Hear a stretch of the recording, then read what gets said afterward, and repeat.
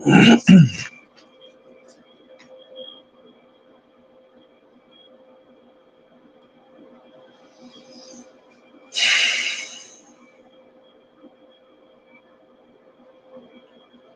shalom, shalom, shalom.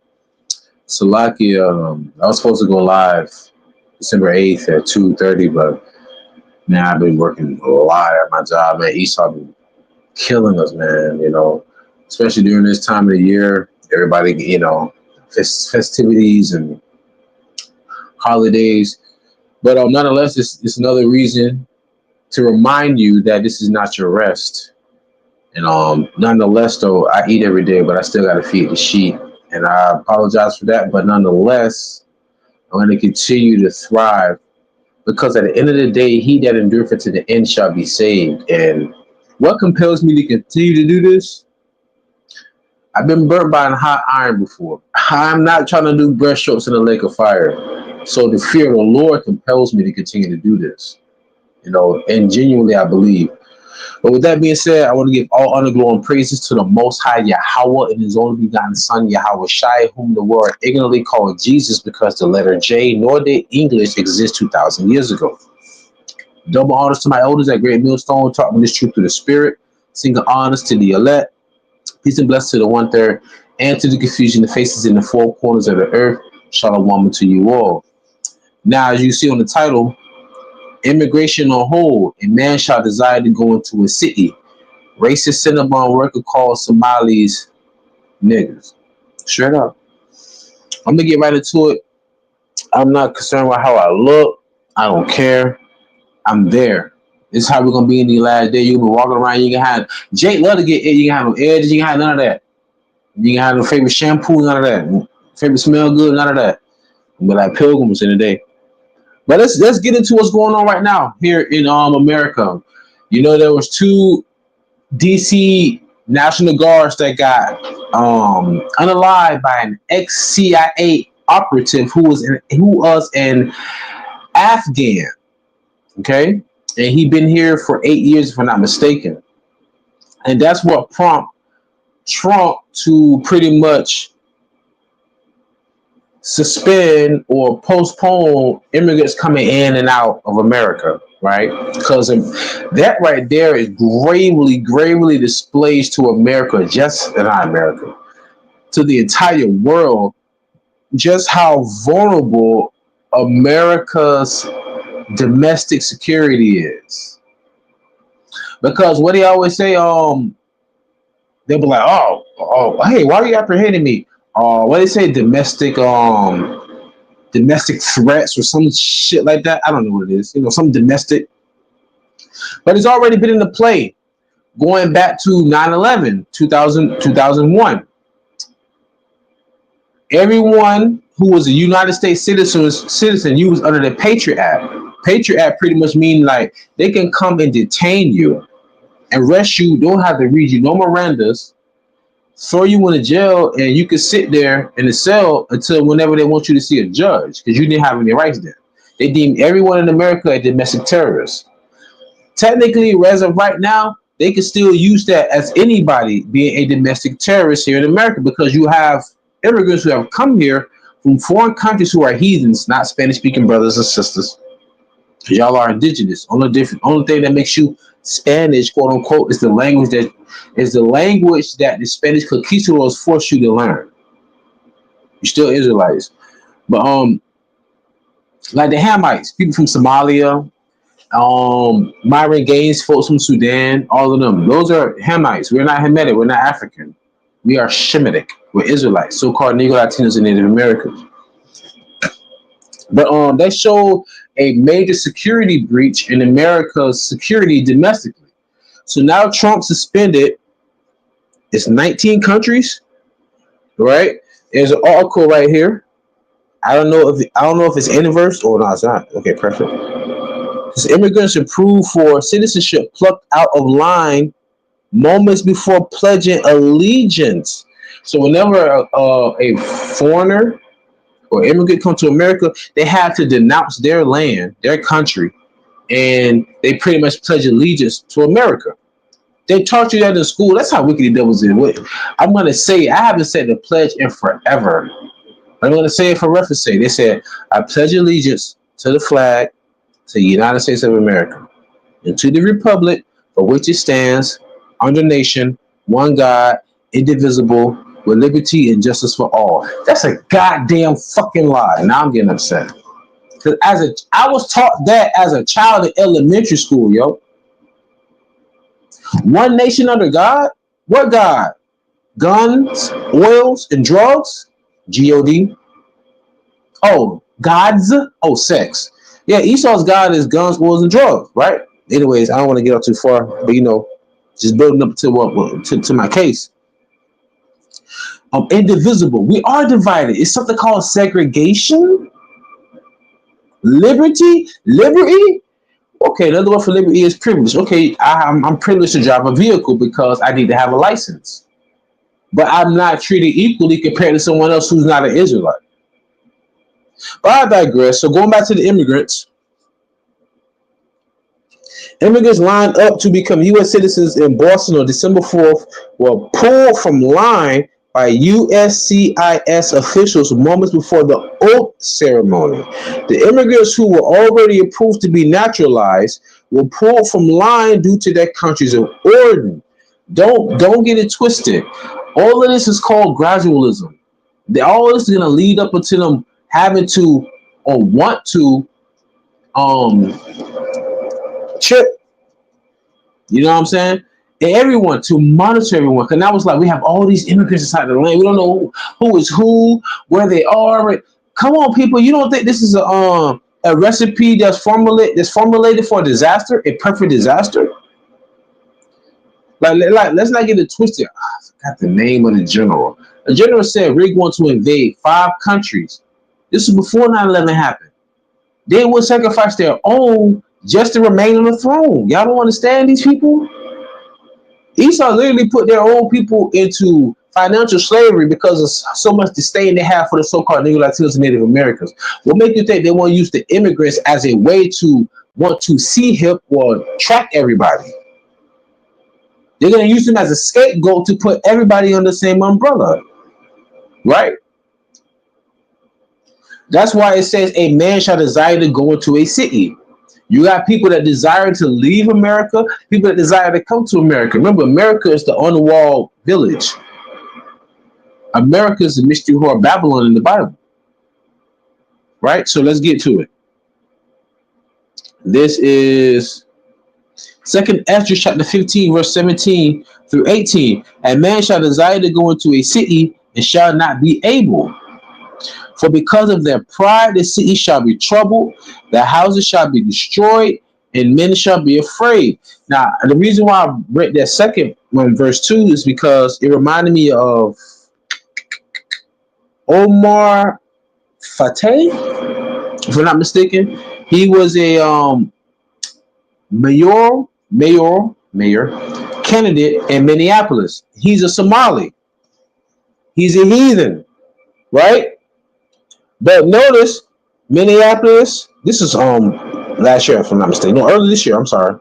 Minneapolis mayor candidate Omar Fateh waves Somali flag, pledges loyalty to Somalia, tells Somalians to elect him. So as they're here in America,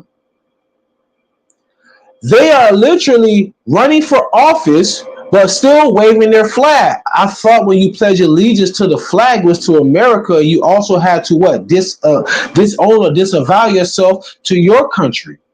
But this man was literally, this man literally was waving the flag here in America from Somalia.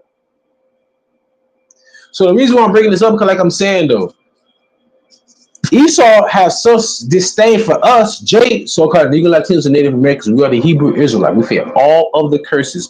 We fear all curses of the Bible. The so-called Negro, Latinos, and Native Americans and confusion of faces are the Hebrew Israelites. So Esau has such a disdain for us. They thought that bringing other melanated, dark-skinned people who weren't us to buffer us. And what it did, it destroyed your economy. Think about this, y'all. Remember them jobs during the summertime? You always see kids in McDonald's, Burger King, Taco Bell, Checkers, Publix, bagging up and everything. You be like, hey, this is good. You working. This is great. This is a great foundation for you to understand. You got to wake up, go into your job, do your tasks, your duties. You're responsible. You're held accountable for certain things. That's good. Now you go inside all these fast food restaurants, these stores and everything. You see 40, 50-year-old men and women from foreign nations working there. Why? Because somebody had got in good and now they hiring all their people. That doesn't now where are all those summer jobs for our children? You know what I'm saying? It's destroying the economy here. And then they come here and because they look at Esau as a god, he put himself on the pedestal, like Paul said in the 2 Thessalonians, they come down on us and talk shit to us thinking they're gonna get brownie points with Esau. Like, you ain't living amongst Esau when you come here. You living amongst us or separated. But you gonna talk down on us when we fought for y'all to get here, going back to the civil rights era. Whole civil rights is gonna open up for all melanated people to come here. Esau ain't want nobody to come here. But now they had the audacity to be a guest in our house. Because remember, Jake, we built this. We built this. They had the audacity to come to our house to talk down on us. So now Trump kicking them out, or Trump is using them also as a scapegoat to also usher in the what? The technocracy. I know I'm kind of speaking from all different types of angles, but there's so much going on at one time. Remember, the scripture says the devil knowing that he had but a short time, he's gonna come down with great wrath. DJ Trump so bold, this man even said, what was it? I think he said MLK Day and some other day, you no longer get free fee access or whatever to national parks. But on Trump's birthday, it's free to go there. This man is Nero all over again. This man is going insane. I believe this is going to be the last president of the United States before we get up out of here. I believe that. Going back to the elders of Great Millstone on down, I truly believe those men to be how should I say this? Highly spiritual, high tier men. Understand what I'm saying? That the Lord's dealing with. So I see that. This is what's going on. So remember, be not ignorant of any small matter. And at least Satan getting advantage of us, man. We are not ignorant of his devices. We're not ignorant to what Esau is doing. So this is I'm gonna read all the countries that pretty much have been somewhat banned, I guess. Haiti is on the list of 19 countries with full or partial restrictions, which also includes Afghanistan. Remember the guy that shot the 2 National Guards? And one of them was a female. It was one female, one male, and the female, she succumbed, meaning that she passed away, she gave up the spirit. And they were Edomites. They were Edomites. Let this sink in, y'all. This last quarter of the year, I think it's the last quarter of the year, 2 National Guards, Edomites, was taken out by a foreigner. Charlie Kirk was taken out by one of his own. Hey, y'all, when the last time you heard anything about Chicago? When the last time you heard anything about Memphis? When the last time you heard anything about black on black crime? You're starting to see that skirt lifted up right now. What's happening is that the skirt of America is being lifted and you being exposed. That's why Trump is so bold all of a sudden. Well, not all of a sudden. That's why Trump is all the more bold. You're like, fuck it, man, going for broke, right? Anyways, Myanmar, Chad, the Republic of the Congo, Equatorial Guinea, Eritrea,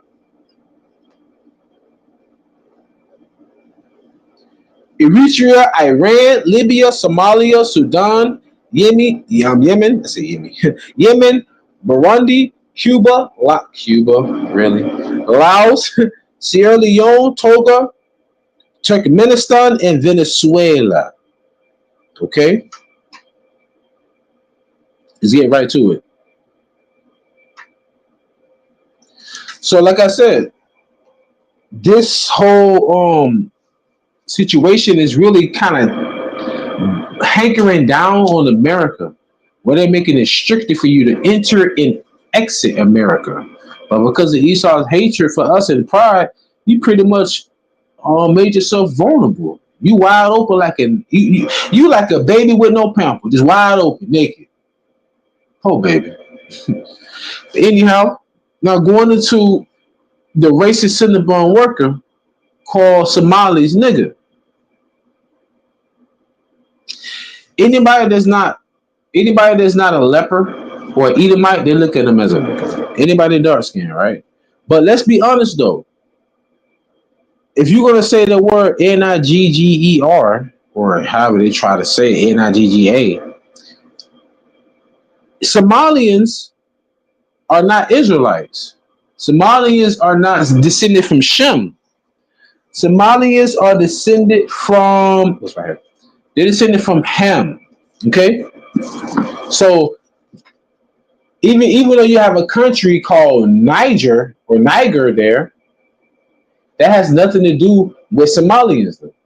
That has nothing to do with anybody in Africa because we're going back to the origin of the word. Understand where the origin of that word come from. But before I do proceed, let's go into Ham, who is one of the three sons of Noah. Ham is one of the three sons of Noah. This is the Zonovan. This is the Zonovan Compact Bible Dictionary, okay? This version I had this for years. Look, hey y'all, I ain't even got the cover for the back no more. That's how long I had this book, man. I've been making myself a living sacrifice since 2013 through the spirit and power of YAHAWASHI. So definition of ham in the Zonovan Compact Bible Dictionary, I recommend you get you one. Please do. And if you do get one, oh man, please get one that's been published. Because they like to revise a lot of stuff. Oh man, please make sure you get one that's published. It was copyrighted, previously published 1967, and it was copyrighted 1993. Make sure you get just make sure you get a Zonovan Compact Bible Dictionary. All right. Anyway, so like it. Anyways, get back to it. Ham, the youngest son of Noah, born probably about 96 years before the flood, and one of 8 persons to live through the flood. Let's see again, 1 of 8. And I say out of 8 billion, because 8 billion here today. He became the progenitor. The word progenitor means the father, because pro means before, and gene means your DNA, and genitor something that's so a person, not something that generates a person. Well, yeah, a person does generate generations. His seed will pass through to a woman. So a progenitor is pretty much a man, because men have the seed that carries life. Sorry, women, we give you the seed of life that you carry for 9 months, then produce our children. If your egg doesn't get fertilized, what happens? It dies, means you bleed, and then you have to produce another one. You don't carry life. We carry the life and give it to you. No disrespect. 100. Okay. Continuing. Ham, he became the progenitor of the dark races. Listen, people. Ham is the youngest son of Noah. Noah had 3 sons. Ham, Shem, and Japheth. Listen to what it said. It says, he became the progenitor of the dark races, not the Negroes. What? Wait a minute.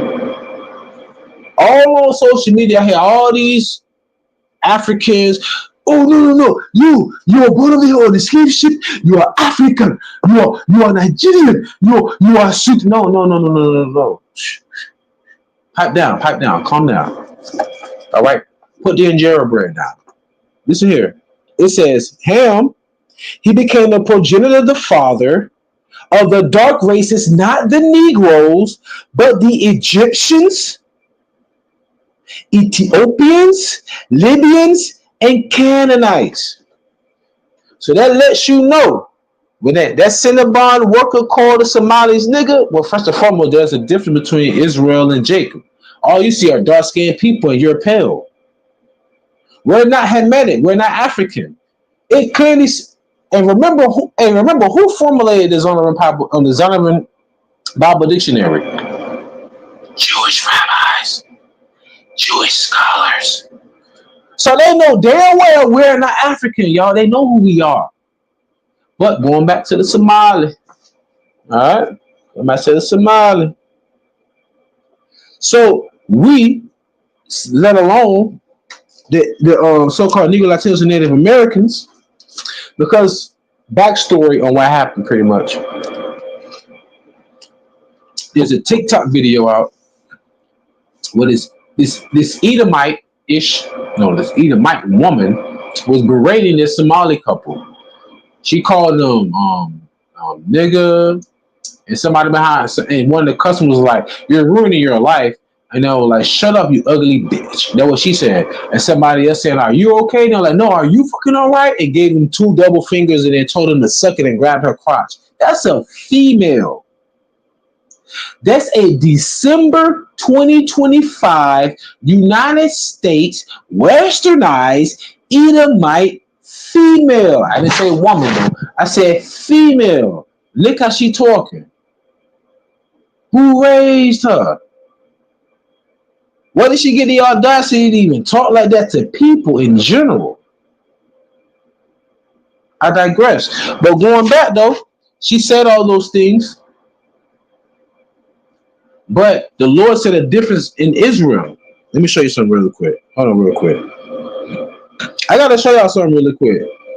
You have to envision this, like the elders say, Elder Pastor Gabar say. You have to envision the Bible when you're reading it. Envision. This is a photo from the 1960s, y'all. Pay attention, y'all. Pay attention. We have in class. Quote, "No niggers, Mexicans, Puerto Ricans, or dogs allowed," unquote. Signed at a Texas restaurant in the 1960s. Oh my God. Who's standing right next to the sign, y'all? An Edomite female and an Edomite girl. Y'all better quit playing. Who the hell got Emmett Till killed? Who the hell had Rosewood burned down? Woman. Edomite female, I say up there. Right? Well, she is a woman, because one woman means serve. She was serving her man, Esau, the devil himself, in manifestation. You're right. She's a woman. She's a servant to the devil himself. So think about her mentality, her disdain for Jade, that she said it to anybody that look or resemble us. Even though it was towards a heathen who pretty much is here on behalf of them, they can care less. It's just the hatred they have for Jake, man. But we're not African, and they're not us, so they can't be niggas. You wanna know why? You wanna know why the Africans can't be niggas, so to say? I'm gonna prove it to you right here, man. This gonna be a cold verse, man. It's gonna be a cold verse. It's December, so I mean, what you expect? It's gonna be a cold verse. Acts chapter 13, verse 1. I love this verse. Now there were in the church that was at Antioch. When you go to Acts, I think it's Acts 11. Damn. In Acts, it said they referred to the disciples as Christians in Antioch. It said they referred to the disciples as Christians in Antioch. The disciples were in Antioch, called Christians. So fast forward to Acts 13. You know what? I'm not going to play with y'all. I apologize. You know what? Salaka, y'all, forgive me, please. I have to. I gotta put respect on this, y'all. I gotta put respect on this, y'all. Whoever's with me. So you can look it up for yourself. And you can put this in your archives. This is Acts chapter right. Chapter 11, verse 26. And when he had found him, he brought him unto Antioch. And it came to pass that a whole year they were assembled together with the church, the people means the church, and taught much people. And the disciples were called Christians first in Antioch. Who are the disciples? Read Matthew 10 and 5. It's 6 and 7. So what did the Lord tell the disciples in Matthew 10 and 5, 6 and 7? Go not to the Gentiles, enter not into the city of the Samaritans, but go rather to the lost sheep of the house of Israel. So the same disciples have to be Israelites. He said, don't go to the Gentiles, but go to the Samaritans, because in order for you to understand why he said not to go to the Samaritans. The Lord kicked Israel out of the city of Samaria, moved in heathens in it, and they started to pretty much keep our customs and everything. That's why that woman at the well, where Yahawashi said, what? Our fathers have worship in this mountain. And he said, woman, you don't know what you worship? The salvation is for the Jews. He was like, I take it that you have 7 husbands, right? She was like, I take it you a prophet, because she was lying to Yahawashi. Man, Yahawashi is cold, man. Yahawashi is a Jake. Yahawashi is one of us. He called that woman out. Like, I take it you got 7 husbands. What? Oh, you a prophet? Ooh, yeah, don't lie to me. Anyways, I digress. Let's get back to it. Acts 13:1. Now there were in the church that was at Antioch certain prophets and teachers. So there was prophets and teachers at Antioch. Okay. As Barnabas and Simeon, that was called Niger. It says Niger, Niger. When you go to the blue letter, it's pronounced Niger. Okay. And Lucius of Cyrene and Manaen, which have been brought up with Herod the Tetrarch and Saul. In the Bible, the word Niger is pronounced, but it's spelled Niger, because that's how the disciples were pretty much described as. Remember in the book of Acts when I forgot who it was. I don't think it was Agrippa, but one of that wasn't a Caesar. Who was it? One of the prefects during that time said to Saul, when his name was Paul, I apologize, said to Paul, are you one of the Egyptians that pretty much like took out my whole crew, or whatever he said to him? Why would he mention the Egyptians? What did I just call? Hold on, y'all, I'm not. This is not rehearsed. What did I read earlier when I was reading the Zonovan Compact Bible Dictionary? It said Ham, one of the 3 sons of Noah, is the progenitor of the dark races, not the Negroes. So the reason I'm bringing all this out, because when she called the Somali couple niggas, she don't even know, like, they love y'all. They hate us because they see how quote unquote good we got it, but quote unquote we had to fight for everything we had. We have a certain and different spirit compared to everybody else that Esau has under subjection. Esau made everybody else around the world make treaties with them. We forced them to create laws for us.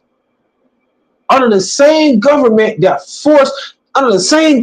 approved and authorized slavery. Y'all stop playing with me. They had a Fugitive Slave Act. Look it up. Research the Fugitive Slave Act. That was actually initiated by the United States government. And every time the United States government war with another country, they always gave them reparations that compensated them. You committed an act of war against us for centuries, and you never compensated us. But like the Lord said, you sell yourself for nothing, and you will be redeemed without money. Now I'm getting hyped now. It's like you. But nonetheless, though, man, we're not Hamites, we're not Africans, you know? And that's why, think about this, y'all. Esau's gathering all these immigrants up and pushing them out. I'm not down with what they're doing in the Northern Kingdom. I'm not down with that. But I understand they're caught up in the mix. Because remember, when the Lord pushed out of Israel, who did he push out first? The Northern Kingdom.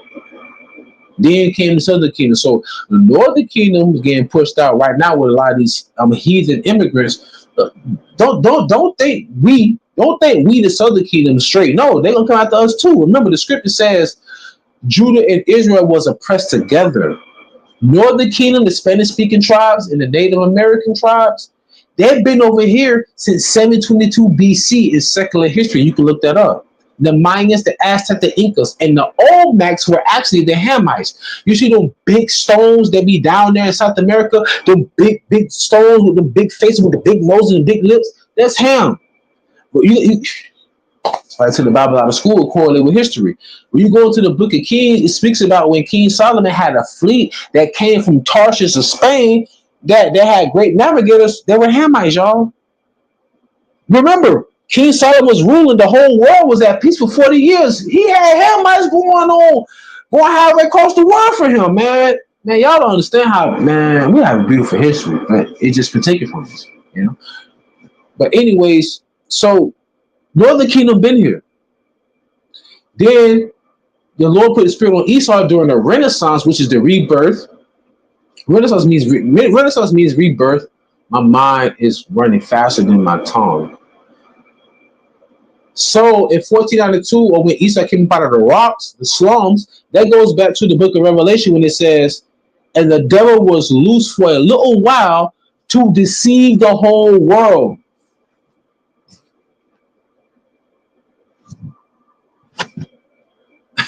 Man, you can't make it's so beautiful. It's plain to the righteous, but it's a stumbling block to the wicked. But man, the Lord is beautifully brilliant. Esau's wickedly brilliant. The Lord is beautifully brilliant. When he lay all the pieces of crumbs out, the Lord lay all the bread crumbs out, and they say, "No, man, you got a bakery shop." You're like, "Damn, I gotta feed the elect now." That's how you feel. It's beautiful. But the Lord said the difference between us and the Egyptians. Oh, Salaki. Damn. I don't drop Salaki, y'all. I'm excited, man. I'm pumped up. Excuse me. And Jake just got off from doing this night shift, 11 hours. And Jake here doing the live right now, man. I'm piped up, man. I'm all the way up. Salaki, y'all. I'm excited. So let me get to it. Going back to how the Lord said the difference between the Egyptians and the Israelites, right here. This is Exodus chapter 11, verse 7. But against any of the children of Israel shall not a dog move his tongue against man or beast, that ye may know how the Lord doth put a difference between the Egyptians and Israel. The Lord said the difference between us. So the reason why I brought that out too, because she called the Somalians niggas, but there's a difference between dark-skinned people. I'll give you another example. You can always use this. Y'all use this to people when they say, "Oh, they're black, you're black." Like, no. Black was really put on the people who was in hardcore bondage and slavery in America. If you saw a man from East India and he was as dark as Wesley Snipes, you wouldn't dare call that man black, would you? And you know they'll say, "No, I wouldn't." So they know there's a distinction between all melanated people. I like to use this analogy. You got 3 black cars. One's Honda, one's Ford, one's a Maserati. Would you call every one of them black? You're black, you're black, you're black. No, you're going to say that's a black Honda. You'll say that's a black Honda, that's a black Ford, that's a black Maserati, right? Because of the color. Or you could also say that's a melanated or dark-skinned Negro from America. That's a melanated or dark-skinned Somalian from Africa. Or that's a melanated or dark-skinned East Indian from India. There is a distinction, and y'all know that. Y'all just lazy-minded, man. Notice what I said. Y'all lazy-minded, man. Let's get back. Revelation chapter 13, verse 16 through 17. This is what I really think is going to prop up to it with all this immigration talk, all right? He causeth all, both small and great, rich and poor, free and bond, to receive a mark in their right hand or in their forehead. When you think about it, they say small or great, rich or poor, free or bond. That means domestic, foreign, law-abiding citizen, habitual offender, straight, gay, it don't matter. Catholic, atheist, they want everybody to be chill. Why? Because they believe that they sit in the seat of God, right? But we're not ignorant of Satan's devices, like the scripture says, man. So I want you to really pay close attention how the immigration on whole, that goes back to a man shall desire to go into a city or not. And then the racist Cinnabon worker. That right there also goes back into what I wanted to say, back into Jacob's trouble. Because even though they're heathens, they still showing that hatred they have for us inwardly. And this is one thing, I don't care who you are in this, you cannot tell me racism does not exist in America. So that same Edomite woman that called that Somali couple niggas, she got $76,000 in donations already. So she has $76,000 worth of racism in her. That's what she worth. That's something Tariq Nasheed always say. You so-called white people, y'all have $1 million worth of whiteness. Because you could be like that bummy, Edomite woman in California that was cursing out and called that handicapped Jake a nigga. Man, that bitch round up getting them there $1 million in donations, man. That lets you know how much hatred they got. Because Esau liked to show his hatred subliminally. That's why when that Cinnabon worker was cursing him out, that one person was like, you know you're ruining your life, right? Because Esau liked to show Esau's covert with his hatred, his racism. They hang you at night and then walk into work the next day and like, hey, how you doing, Jose? Hey, how you doing, Jamal? Devils. But anyhow, I'm gonna close out with a precept in Psalms. Thank y'all for staying with me for this long. And I do apologize for the delay. While I'm bullshitting with this right here. This is Psalms 37. Not mistaken. This is Psalms 37 and 17. For the arms of the wicked shall be broken, but Yahawah upholdeth the righteous. The Lord knoweth the days of the upright, and their inheritance shall be forever. They shall not be ashamed in the evil time, and in the days of famine they shall be satisfied. The Lord said, my servant shall eat, but you shall hunger. My servant shall drink, but you shall have thirst. Roughly paraphrasing. But the wicked shall perish, and the enemies of the Lord shall be as the fat of lambs. They shall consume, into smoke shall they consume away. The Lord is heavy, man. The wicked borroweth and payeth not again, but the righteous sheweth mercy and giveth.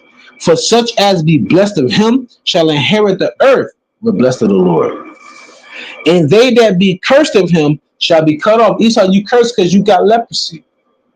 That's a curse that befell Cain after he slayed his brother Abel. The steps of a good man are ordered by Yahawah. Ooh, damn. That's Psalm 37 and 23. The steps of a good man are ordered by the Lord, and he delighted in his way. Another word for ordered, because on the side, it have a side note, it says established. Oh, what it says? Your feet shall not kick against the pricks, or that your feet shall not be moved. You see, man, when you put the scriptures together, and it also says, blessed be the feet of them that preach the gospel. Man, can't make this up. All right, Psalms 37 to 24. Though he fall, he shall not be utterly cast down, for the Lord upholdeth him with his hand. So Esau going to come down with us with great wrath, but remember, the Lord going to uphold us in these last days. So don't be dismayed at everything that's happening. Oh man, I don't got 1% on my phone. So with that being said, I truly pray y'all was edifying, stay in the spirit, don't fear it, just endure it. Ask for forgiveness, pray without ceasing, stay humble, remain diligent. Allah, Mofla Babal, Shalom, Salaki for the abruption, y'all. Salaki. 1%.